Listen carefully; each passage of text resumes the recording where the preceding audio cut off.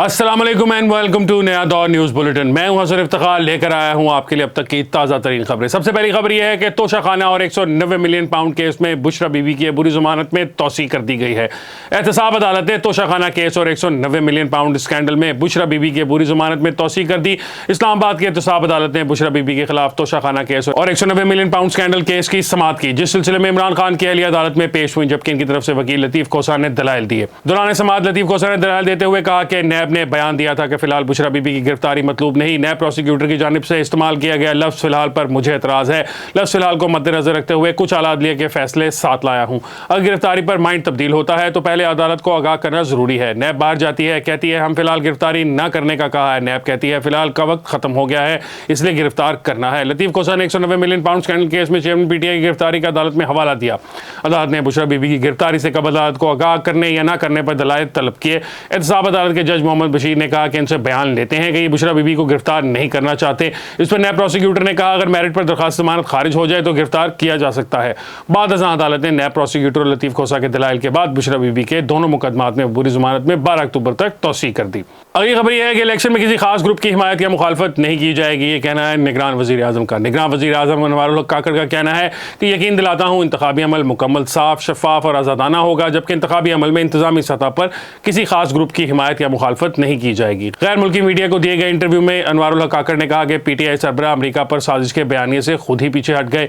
बाज़ औक़ात सियासतदान अवामी हिमायत हासिल करने के लिए ऐसा मौक़िफ़ अपना लेते हैं। उन्होंने कहा कि आइन में हुकूमत की तश्कील और हटाने का तरीकाकार दर्ज है। पहली बार किसी भी वज़ीर आज़म को आइनी तरीके से इक़्तिदार से अलग किया गया। निगरान वज़ीर आज़म का कहना था कि फ़ौज के किरदार को हुकूमत के तहत देखता हूँ।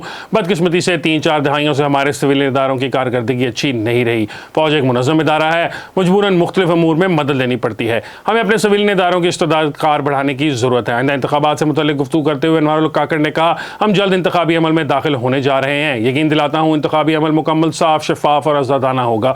इंतखाबी अमल में इंतजामी सतह पर किसी खास ग्रुप की हिमायत या मुखालफत नहीं की जाएगी। उन्होंने मजीद कहा कि इंतखाबी हल्का बंदियाँ आइनी ज़रूरत हैं। इंतखाबी हल्का बंदियों पर एतराज़ साबिक पार्लियामेंट में कानून साजी के वक्त किया जा सकता था। हमने कानून और आइन के मुताबिक अमल करना है और इलेक्शन कमीशन भी गैर आइनी काम नहीं कर सकता। निगरान वज़ीर आज़म का कहना था कि जमहूरियत में पुरअमन एहतजाज हर एक का बुनियादी हक होता है। तशद्दुद आमेज़ मुज़ाहिरों की किसी सूरत इजाज़त नहीं दी जा सकती। एक सवाल के जवाब में उन्होंने कहा कि पाकिस्तान आज़ाद और खुद मुख्तार मुल्क है। हम अपने कौमी मफाद में फैसले करते हैं, यकीनी बनाएंगे कि कोई भी बैरूनी ताकत पाकिस्तान के अंदरूनी मामलात में मुदाखलत न करे। अगली खबर यह है कि इमरान खान की अडयाला जेल मुंतकिली हुक्म का तहरीरी फैसला जारी हो गया है। इस्लामाबाद हाई कोर्ट ने चेयरमैन पीटीआई की अडयाला जेल मुंतकिली की दरखास्त का तहरीरी फैसला जारी कर दिया। इस्लामाबाद हाई कोर्ट के चीफ जस्टिस आमिर फारूक ने तहरीरी हुक्मनामा जारी किया, जिसमें अदालत ने चेयरमैन पीटीआई को अटक जेल से अडयाला जेल मुंतकिल करने का हुक्म दिया है। अदालती हुक्म में कहा गया है कि इमरान खान को अटक जेल मुंतकिल करने से मुतल्लिक नोटिफिकेशन कल अदम करार दिया गया है।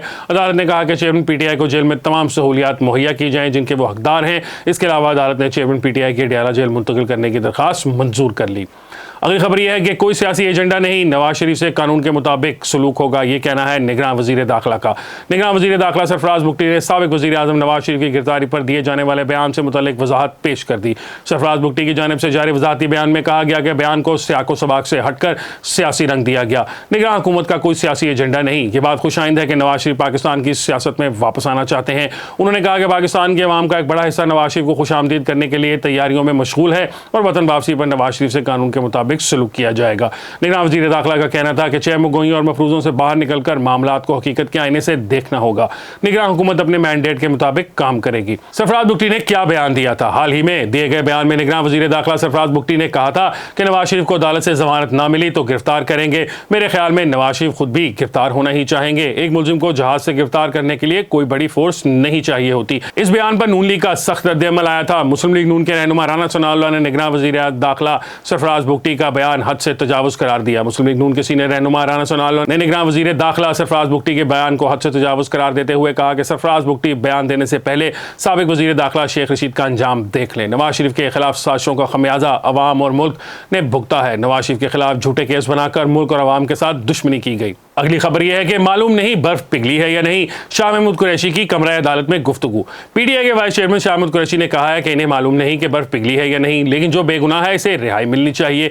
एफआईए ने साइफर केस में शाह महमूद को हथकड़ी लगाकर जुडिशियल कॉम्प्लेक्स इस्लामाबाद पहुंचाया, जहां कमरा अदालत में सहाफियों से गैर रस्मी गुफ्तगू करते हुए शाह महमूद कुरैशी ने कहा कि 40 साल सियासत की, 39 साल एक पर्चा नहीं हुआ, लेकिन एक साल में कोर्ट कचहरी देख ली, दहशतगर्द भी बना दिया गया। एक सवाल के जवाब में उन्होंने कहा मालूम नहीं बर्फ पिघली है या नहीं, जो बेगुनाह है इसे रिहाई मिलनी चाहिए। पीटीआई रहनुमा का कहना था कि शफाफ इंतखाबात वक्त की जरूरत है और वाहिद हल है। अगर शफाफ इंतखाबात ना हुए तो मुल्क का नाकाबिले तलाफी नुकसान होगा और अवाम का मौजूदा जमहूरी निज़ाम से एतबार उठ जाएगा।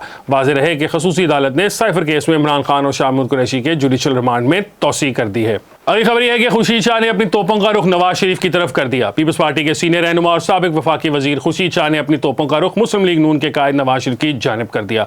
एक बयान में खुर्शीद शाह ने कहा कि मिसाक जमहूरियत के बाद भी मियाँ साहब ने मुआहदे की बहुत खिलाफ वर्जी की। 2014 में हमने मिसाक जमहूरियत का पास रखा, अपोजिशन में रहते हुए जमहूरियत का दिफा किया। उन्होंने कहा कि हम लेवल प्लेइंग फील्ड इसलिए नून लीग से मांग रहे हैं कि इनके 7 सीनियर और एक्टिव मेंबर ब्यूरोक्रेसी में हैं। सबको हक है कि किसी के साथ भी इत्तेहाद करे। खुर्शीद शाह का कहना था कि तरक्याती स्कीमें इस वक्त सिर्फ पंजाब और केपीके में चल रही हैं। ये ज्यादती है कि निगरान हुकूमत आते ही सिंध में तरक्याती काम रोक दिए हैं। अब तक के न्यूज़ बुलेटिन के लिए इतना ही है। इंशाल्लाह आपसे मुलाकात होगी एक और न्यूज़ बुलेटिन के साथ। मुझे हसन इफ्तिखार को दीजिए इजाजत। अल्लाह हाफिज।